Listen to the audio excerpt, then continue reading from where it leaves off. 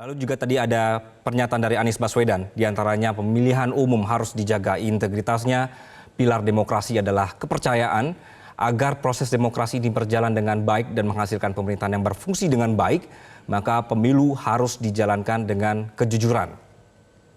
Anies Baswedan juga menyebut bahwa pasangan Amin dan tim tidak mau gegabah dengan terlebih dahulu melangkahi masyarakat dengan mengeluarkan pernyataan yang kontroversi, namun dengan memastikan informasi yang sudah terverifikasi. Ada temuan-temuan persoalan dalam kegiatan pra-TPS, praktek-praktek yang terjadi jelang TPS ini yang kemudian diduga terjadi indikasi kecurangan, ada indikasi tekanan dan juga imbalan. Namun sekali lagi pemirsa, Anies tadi juga memastikan akan membuktikannya dulu, jadi bukan sekedar membuat heboh masyarakat. Anies sempat menyampaikan apapun pilihan pilpres masyarakat, tapi harus sama-sama memilih pilpres yang jujur.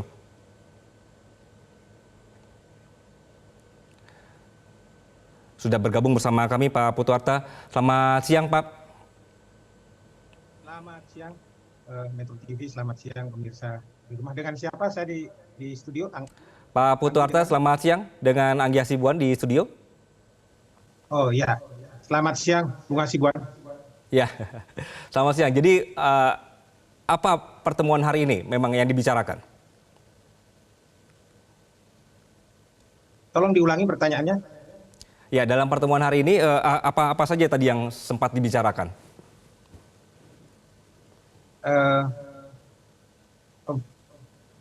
Dalam kapasitas saya berkomentar sebagai mantan KPU, pertemuan yang mana yang dimaksud? Mohon diperjelas Bung Anggi. Oke. Ini kan ada rencana nih Pak Arta bahwa akan ada laporan ya, akan ada mau laporan terhadap indikasi kecurangan pemilu begitu. Ini akan seperti apa nanti prosesnya atau pembuktiannya? Ya, saya mungkin berkomentar di wilayah itu ya. Artinya dari konferensi pers yang disampaikan oleh pasangan 01 Pak Anies Baswedan dan Pak Muhaimin Iskandar, saya sudah mencermati sejak awal ada beberapa catatan penting yang ingin disampaikan. Pertama, dalam konteks pelanggaran yang beliau maksud sebagai pelanggaran pra-TPS itu lebih bersifat pelanggaran kualitatif ya. Pelanggaran kualitatif yang mungkin kalau di breakdown karena Pak Anies Baswedan dan Muhaimin Iskandar tidak membuka secara terang benderang apa yang dimaksud, tetapi berdasarkan pengalaman selama ini dan problematika yang mengiringi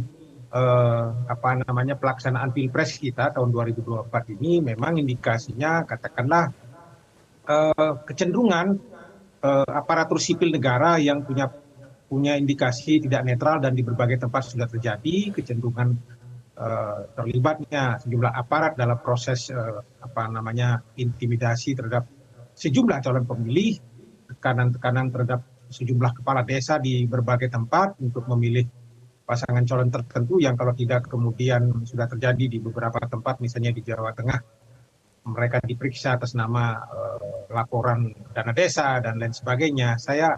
Saya menangkap suasana kebatinannya adalah lebih kepada aspek-aspek kualitatif dari penyelenggaraan pemilu yang nanti akan disoal oleh pasangan 01.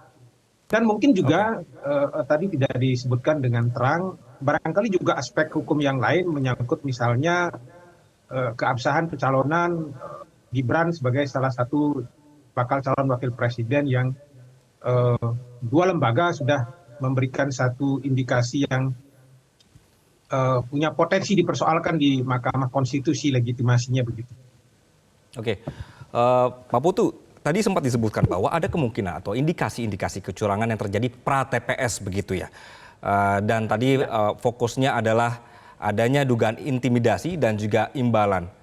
Ketika misalnya kita anggap penyelenggara atau juga petugas di lapangan yang sudah ada sumpah gitu, masih memungkinkankah untuk terjadi kecurangan di sana? Segalanya bisa terjadi.